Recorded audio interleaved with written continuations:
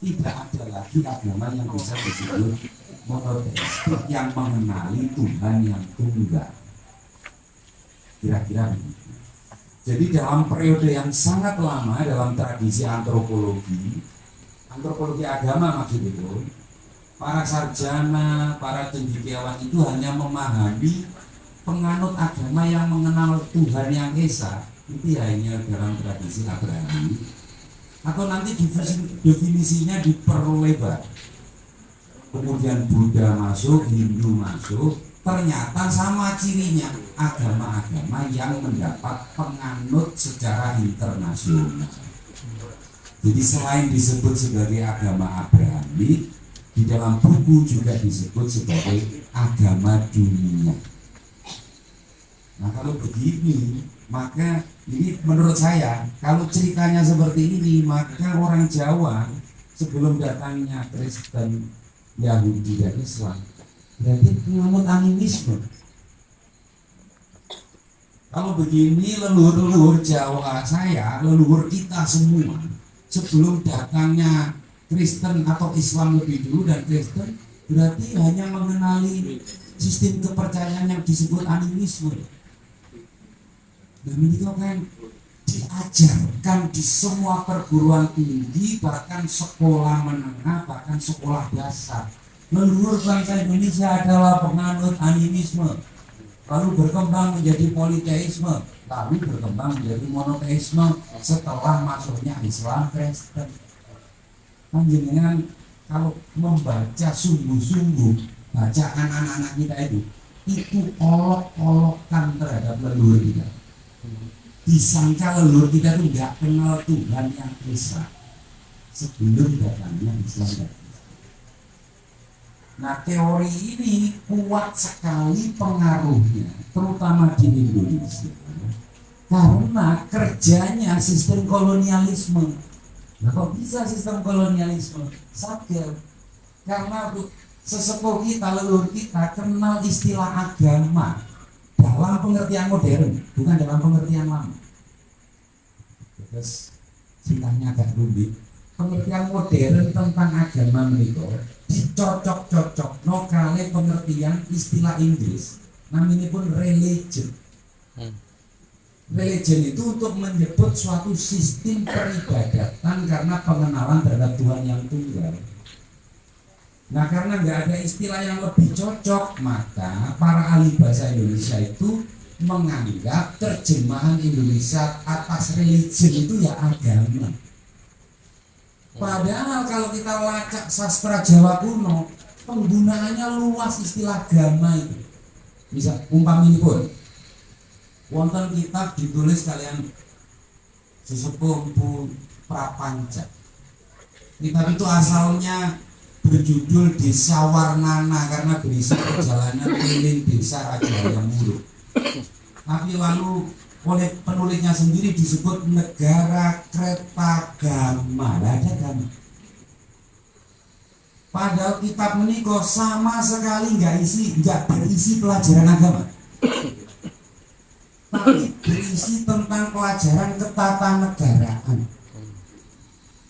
Terus negara kertagama itu artinya bahasa Indonesia modern itu adalah negara yang dipimpin ajaran suci.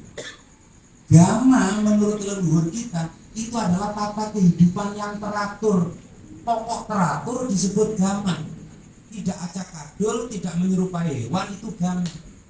Maka ada istilah senggama, karena manusia melakukan persetubuhan hubungan suami istri tidak menyerupai hewan, tapi wonten tata carane.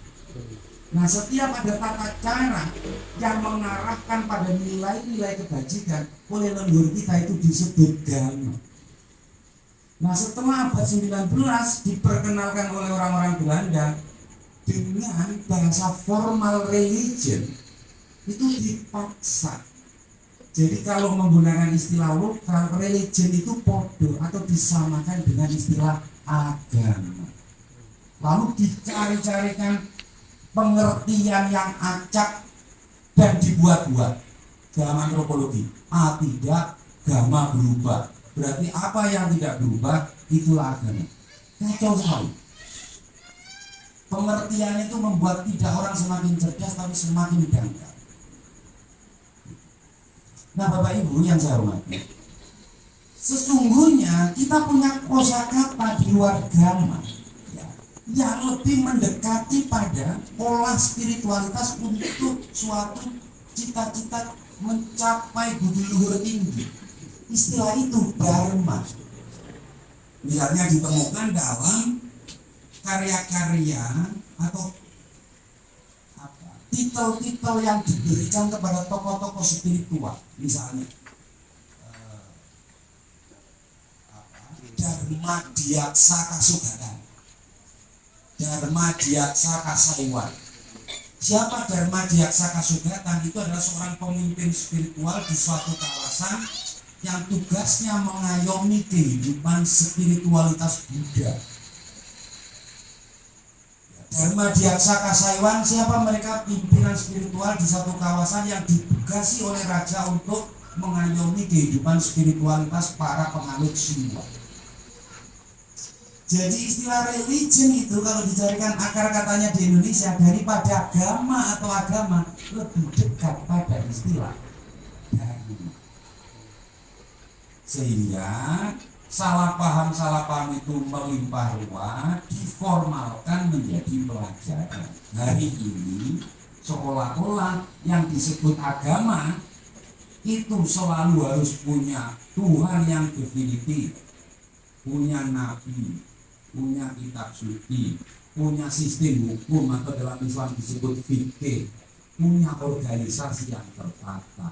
Ini definisinya kolonialis, karena yang mendefinisikan ini para orientalis abad 19 Masehi untuk memaksa orang Jawa memiliki agama formal.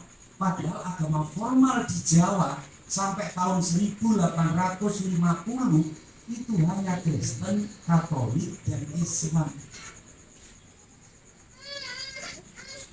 Jadi kan ini politik keagamaan yang luar biasa, menjajah mental dan kesadaran dan pengetahuan masyarakat Jawa. Saat diformalkan pada tahun 1950, satu abad sesudah 1850 oleh Depak waktu itu. Depak itu Departemen Agama. Nama sebelum berubah menjadi Kementerian Agama. Mengapa tahun 50? Karena tahun 50 itu menjelang pemilu pertama. Faksi-faksi politik itu memainkan agama untuk kepentingan pemenangan pemilu. Maka sentimen keagamaan menajam, orang Indonesia dipaksa harus punya definisi keagamaan yang jelas. Syarat diakui sebagai agama harus punya konsep Tuhan, Nabi, kitab suci, tata hukum, dan organisasi. Kalau ini diterapkan sungguhan saat itu, ya, maka Hindu pun tidak bisa disebut agama. Mengapa? Karena Hindu tidak punya konsep kenabian. Buddha pun tidak bisa disebut sebagai agama karena Buddha tidak punya konsep ketuhanan. Kosong, dari kosong menuju kekosongan yang abadi tunggal itu konsep Tuhan model. Kalau diukur dengan agama yang datang dari Eropa atau dari tanah Arab. Jadi wacana keagamaan kita lalu dibakukan, dijadikan pelajaran, disosialisasi, itu yang menghegemoni itu mengapa? Memenjara pikiran masyarakat Indonesia untuk hanya memahami agama itu hanya 5 atau 6 saja.